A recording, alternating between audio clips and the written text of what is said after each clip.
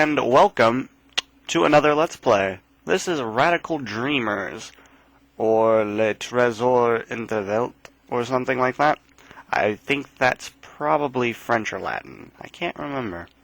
Anyway, so this is another of the Chrono Trigger series, or the Chrono Trilogy, really. I don't know exactly how to explain this one's position, because it's between Chrono Trigger and Chrono Cross. But it's not as if it's an official game, if that makes any sense. Chrono Cross does make mention of it towards the end of Disc 1, I believe. But the events that take place in this have no real effect on what happens between Chrono Trigger and Chrono Cross. In fact, you could probably play Chrono Cross without ever having played either of these first two games and be perfectly fine. Though, the Chrono Trigger themes do pop out in Chrono Cross a little bit later on into the game. Anyway, so this is Radical Dreamers. Now, this is... excuse me. This game only released in Japan, so I'm playing a fan-translated ROM. And basically, this game is text-based, as you can probably tell, by all the little text and everything. Basically, how it plays out is kind of like a choose-your-own-adventure book, really. You have fight scenarios where you choose to attack, defend, dodge, stuff like that. And the point of the main ending, because there's different scenarios that you can play through. I will be playing through the main scenario, but there's several different endings depending on which scenario you end up choosing. And there's several endings within each scenario. So, basically, in this scenario, we have the three main characters, which will sound very familiar to the ones in Chrono Cross, which is Kid, Surge, and Magil, or Magil. I don't know really how you pronounce it. But you, the character we play as is Surge. And basically, the plot is that we are going into this manor, Viper Manor, I believe, to steal the frozen flame from this guy named Lynx. And there's various plot points that will pop up throughout the game, connecting Lynx with parts of Kid's past and how it's affected her, and several different things. But a lot of, like, Lynx, he's another character that will pop up in Chrono Cross. But, like, none of the events here really affect or have to do with any of the events in Chrono Cross, if that makes sense. I don't know. It could just be me not being able to explain it very well, but... Anyway, so let us get on with it. Radical Dreamers. Lots of reading. Le text speed, le slow est le pieux. Well, I like le normal or le fast. Let's do fast. I like fast text speed. Boy, did her information help. I thought the perimeter's counterspell would be quite a problem. Kid's braid sways gently from side to side in the cool nighttime breeze. So far, we've managed to slip through the magical shield network undetected and sneak into Lynx's domain. Still, this inner region can make for some pretty rough travel. Kid, Magil, and I comprise this party of three. I think I'm going to call him Magil. I don't know, Magil? Maybe McGill. I will call him McGill. It's been something like 3 years since Kid and I met. Back then, I was a drifter, wandering wherever my music led me. During my stay in the remote town of Regiora, I ended up running into a girl who later joined me, leading to the beginning of all of this. That girl was Kid. Kid is a thief, of course. Not even 17 years old, already she's widely renowned as a top professional. To make matters worse, she's cute, devilishly stylish, and has a sparkling personality. And boy can she cook.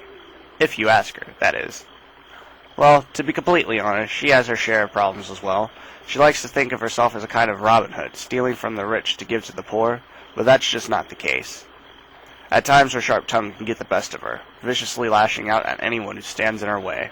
She exaggerates every other word, and sometimes lies outright. As for listening to other people, well, forget it. When it comes to money, well, I've never met anyone greedier in my life. Her relentless pursuit of wealth is ironic considering she's a nomad like me. I don't know, maybe I'm being too hard on her. She has her good points too. She can really shine sometimes when she wants to. Glancing back over my shoulder, I noticed a silhouette silently emerge from the grove. McGill. This associative kid is known to us only as McGill of the Shadows. I know next to nothing about it except for the fact that he somehow knew Kid before I came into the picture. A high-class magician of some sort, he looks to be about 30. He usually keeps to himself, though. The top half of his face is covered with a mask at all times. I've never seen what he really looks like. At times, it seems as though I'm hanging around someone from another world. Traveling with this pack is definitely an interesting experience. Kid's quiet about her past, too, but it's like I know her entire life story compared to how little I know about McGill.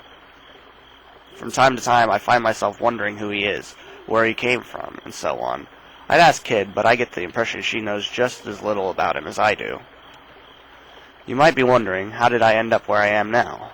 Well, there's a lot of reasons, I suppose. I guess you could say that life doesn't always go how you plan. Suddenly, Kid comes to an abrupt stop. Seems someone wants to say hello. And so we're greeted by our first fight scene. Out of a nearby thicket, two shimmering eyes catch my attention. Whatever it is, it's staring at me silently. After a few moments, a few more pairs of eyes appear. They seem to be surveying the area. A deep feline growl breaks the uncomfortable silence, and I realize we're being hunted by a pack of feral cats. A few of the figures slowly approach from behind the trees. I look behind me only to see that they've already encircled us. A few more slowly creep in, now totaling about 10. Chills run down my spine. In a daze, I clumsily unsheath my knife, grasping it tightly as I bite my lip. Kid stands ready with an air of composure. Careful, mate. These buggers are probably rabid. The growling increases, now a constant rumble all around us. Their yellow eyes shimmer like jack-o'-lanterns, while saliva drips from their snarling jaws. The middle one's stomach gurgles as its eyes widen, fixed directly on me. Looks like we ain't getting out of this one without a fight. What do? Alright, so attack, magic, defend. Run. Attack! I slash viciously at a nearby cat. Startled, it leaps back with incredible reflexes. I stay my ground, not getting any closer to the beast. Hearing a howl, I know I hit my mark. Licking its wound, the animal recovers after a moment of pain. I ready my knife, waiting for my next chance to attack. Now, one of the other things that you need to know is, if you just stand there and don't make a decision real quick, you will always take damage, because you are timed to make your decisions. Surge, behind ya! I turn around to see that I'm now face to face with a pair of those ravenous yellow eyes. Attack! There's no time. I duck at the cat, lunges and snaps at me. I smell the bloody odor of the cat's breath as it passes overhead. Just as I think it's past me, I feel claws dig into my back. Scrambling out of the way, I manage to shove my knife upwards, planting it deep within the animal's belly. The sound of the death can heard as the cat falls to the ground before me, barely moving.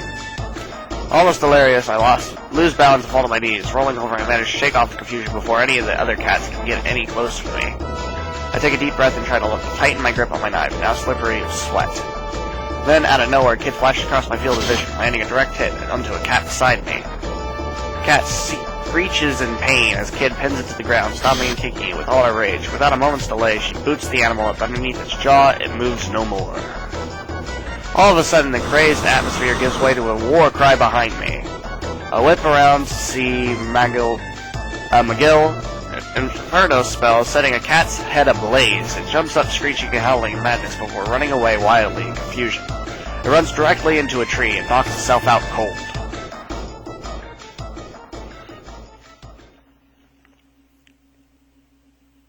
I look around and I see that only one of the pack hasn't been taken care of yet. As Kid and I start to close in on the beast, it bolts, fearing for its life. Yeah, you better run. Dumb cat. Well, that was some workout, eh, mate? Says Kid, coming towards me as she tends to her arm. Blech. I take a deep breath as I look around, trying not to step on too many of the bodies. I'll admit, I was a little worried back there at times, but nothing too serious happened. I tried talking to McGill, despite knowing how he'll react. Are you alright? With an expressionless face, he looks down at me blankly. You need not worry about me. Wow, the affection is just overflowing from that guy. However, I probably shouldn't start complaining now. We've still got a long way to go. We haven't even set foot inside Viper Manor yet. Kid glances over at me, seeming eager as ever, ready to tackle what's next. You gonna hang around all night, or what, mate? No way, let's go? Not just yet. Alright, I need a minute. Basically,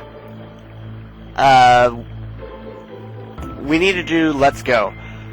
The ending of the game depends on what Kid thinks of you, or it can depend on Kid's affection towards Surge.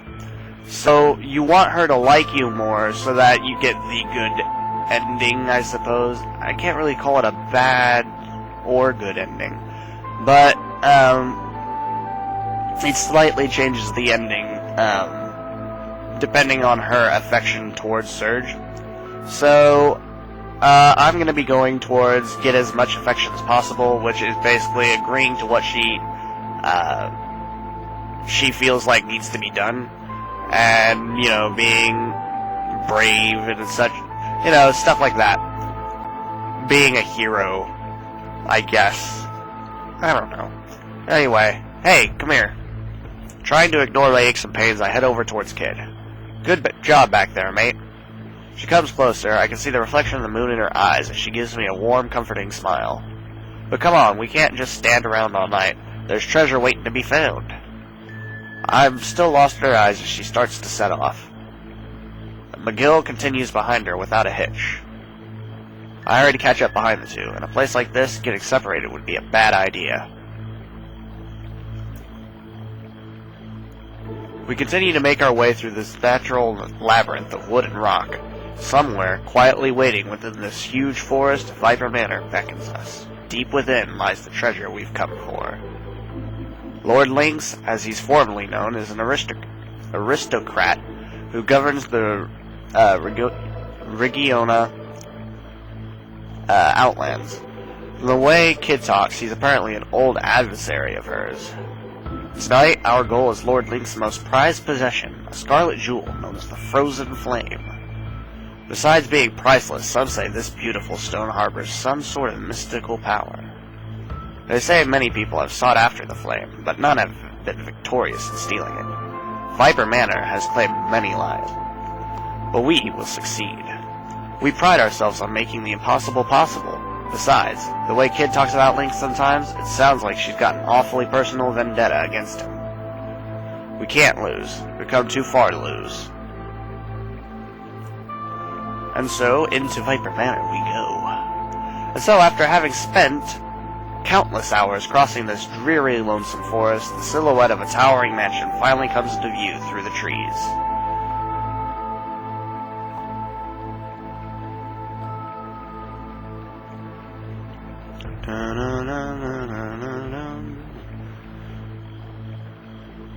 We made it, Kid shouts.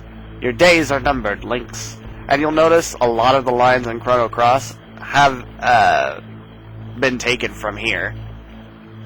I would assume, because this game did come out first. So, like, there's several lines that Kid will say in here that you'll hear her say in Chrono Cross as well. Such as that one. We quickly make our moves, quietly dashing out from behind a thicket. Once at the mansion wall, we creep stealthily along the perimeter, searching for an entry point. Excuse me.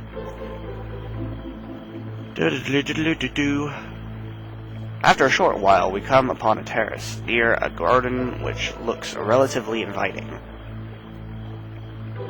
Alright, doesn't look like there are any guards on patrol. Still, the mansion gives off a strange sort of morbid feeling. It's quiet as death. McGill gazes up at the towering fortress. We can enter into the west wing from here. There's no need to look elsewhere.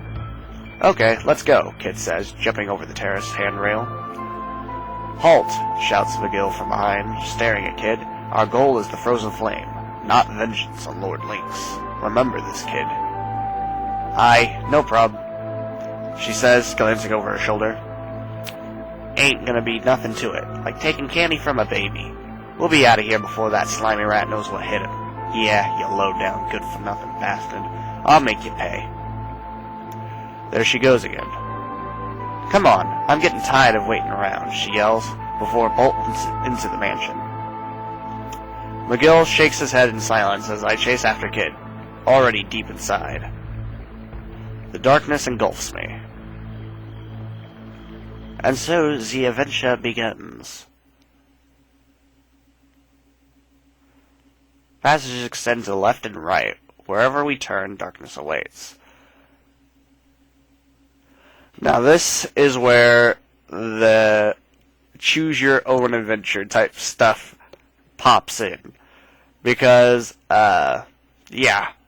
Try the left, try the right passage, and depending on what you do, determines the game. Now, this is actually the navigation system, because if I were to go left, then if I were to turn around, I could go back to where I was. So, this is like a text version of how to navigate the mansion. And I actually have a notebook here, because I don't quite remember exactly the layout of the map. And I'll need to be able to remember at some point. So I got this first room here. By the way, we will not be going back outside. So we can go back out onto the terrace at some point, but we won't be able to go back outside. So we have one that extends to the left, one that extends to the right, and we don't know what rooms are either one. Okay, so let's try the right passage then. As though we're inside a gigantic snake, the passageway twists and turns, stretching deeper and deeper into the mansion. We now stand in almost complete and utter darkness. Just a trace of moonlight manages to illuminate the path. I stop for a moment and realize it's now completely silent. I feel as though we're being watched silently by every single being in this dreadful house. Taking a deep breath, I move on. Okay. And I set my foot down slyly, with the stealth of a cat, yet so valiantly composed. Kid follows behind in stride, drifting in and out of the shadows. The macabre figure of McGill looks out from behind. The Weaver of Fate has surely by now taken notice of us, cradling us carefully in her arms.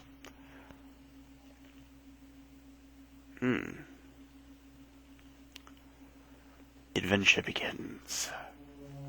As we continue through the passageway, everything's going normal until suddenly something drops onto my head. My hood. I run my fingers through it and manage to peel off a cold, slimy object. I look up at the ceiling. There's thousands of disgusting little black things up there. Leeches? The leeches! Ah! I don't remember this happening. Oh, well, I guess there are random encounters, sort of, throughout the mansion, so I wasn't expecting to run into one so soon. Slimy, blood-sucking animals continue to fall onto our bodies as we panic more and more. We desperately try to shake them off, but it's hopeless. There's too many of them. They crowd around us, homing in on our presence from every direction, from the ceiling, the walls, the floor, everywhere. We've got to turn around. However, looking back the way we came, a countless number have started to crowd around the passage back behind us as well, blocking our only exit. We've got to get out of here, Kid yells. Make a run for it, carefully tiptoe out of here. Make a run for it. I can't stand this anymore. I've got to get out of here now. I start to bolt down the slimy, leech-filled corridor as fast as I can. As the leeches continue to rain on us, wiggling their way down our shirts, sucking our blood with their tiny teeth, I continue to run and run and run. We frantically scurry down the passageway, worried for dear life. Squishing their damp bodies under my feet, I suddenly take a bad step and slip on one of them, sending me flat on my back. Ah! Coming up from behind, Kid doesn't seem to see me. Kid, I yell, but it's too late. Unable to stop in time, she topples over me, falling onto the leech-covered floor, too. Surge! Standing up, we try to clean ourselves off, but it's useless. I'm barely able to get any of the bloodsuckers off me before more and more begin to drop down from the ceiling onto us. I've never been in anything half as foul as this. Never. Ah! Oh no, two have squirmed into my mouth. They whip around violently as they lash themselves onto my tongue. Ack! I spit the mouthful out, suppress the urge to open my mouth and scream again, despite the sharp pain now in my mouth from the cuts they left. Suddenly something strange happens. The leeches all simultaneously begin to squirm out from my clothes, hair, and skin, heading back away from us. They travel a few feet down the corridor, and there begin to accumulate into some sort of mass. What the?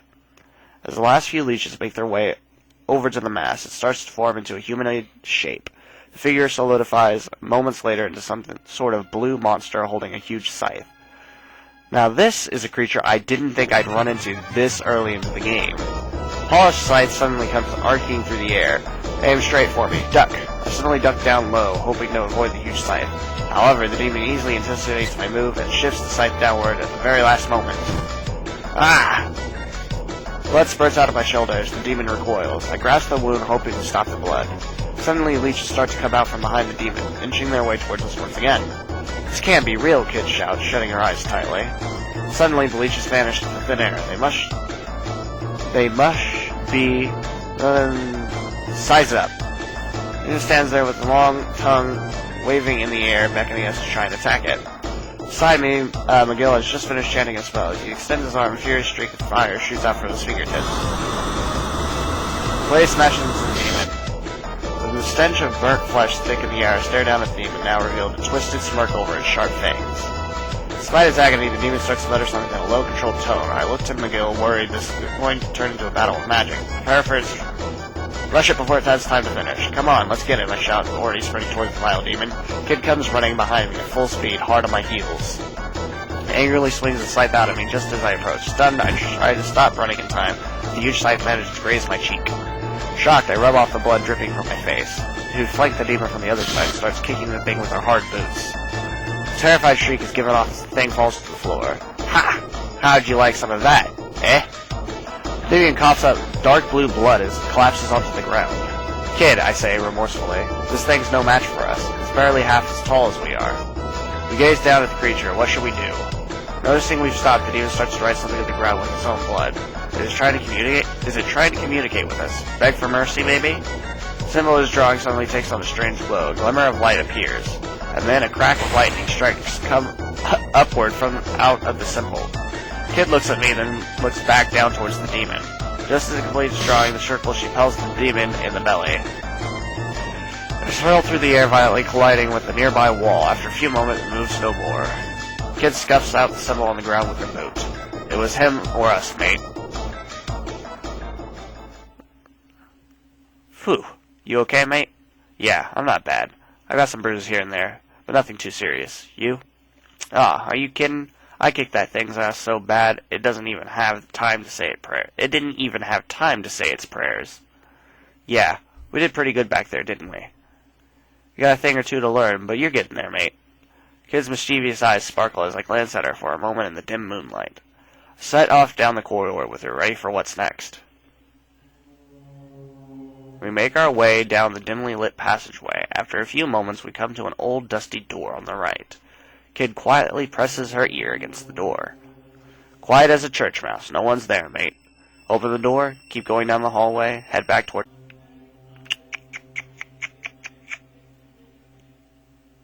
open the door. Can't remember what's exactly in here. It's been a while since I played this game, actually. What's with all the... Okay, storeroom. What's with all this junk? Must be a storeroom or something.